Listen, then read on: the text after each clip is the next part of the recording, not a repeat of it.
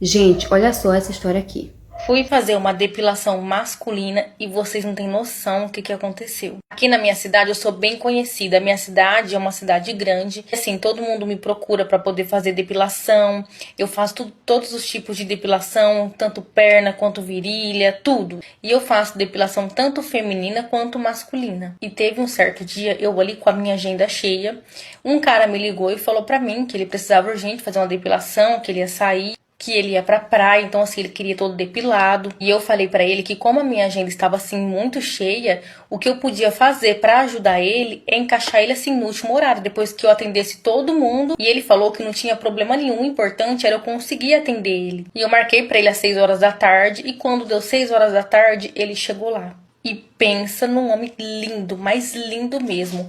Eu nunca tive vergonha de atender Ela já nenhum se cliente, encantou, mas né? aquele cara, ele era tão lindo que eu acabei assim, ficando com vergonha de atender ele. Mas aí eu disfarcei muito bem, fingi assim que tava tudo mais normal possível. E tudo já estava assim, preparado, né, pra poder atender ele. Ele entrou na sala, pedi pra ele poder tirar a roupa, ele tirou lá, deitou na maca e eu fui fazer o meu trabalho. E eu não sei por que eu tava tremendo tanto daquele jeito, porque eu nunca tremi atendendo ninguém.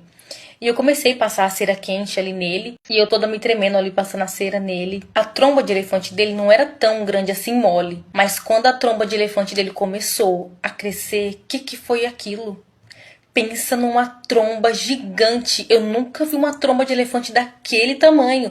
Se eu já tava me tremendo, imagine depois que o bicho não parava de crescer. E eu comecei assim a ficar desconfortável, Ai, porque que eu piorou. tava com vergonha daquilo, sabe? Mas é normal isso acontecer. Só que era tão grande que eu comecei a ficar assim, desconfortável, sabe? E ela ficou muito em pé. Porque geralmente quando isso acontece, assim, não fica duro, fica assim, meia fase, mas aquela lá tava igual uma estaca. E pra descontrair ali, eu comecei a perguntar pra ele onde ele trabalhava, quanto tempo ele trabalhava naquele serviço dele. Comecei assim a fazer várias perguntas, a gente começou a conversar pra assim distrair ele, porque eu não sabia o que fazer, eu tava morrendo de vergonha. E coitado, eu não sei se ele tava com vergonha ou não, eu sei que tava chata aquela situação. E aí eu meti o couro ali, depilei ele rapidinho.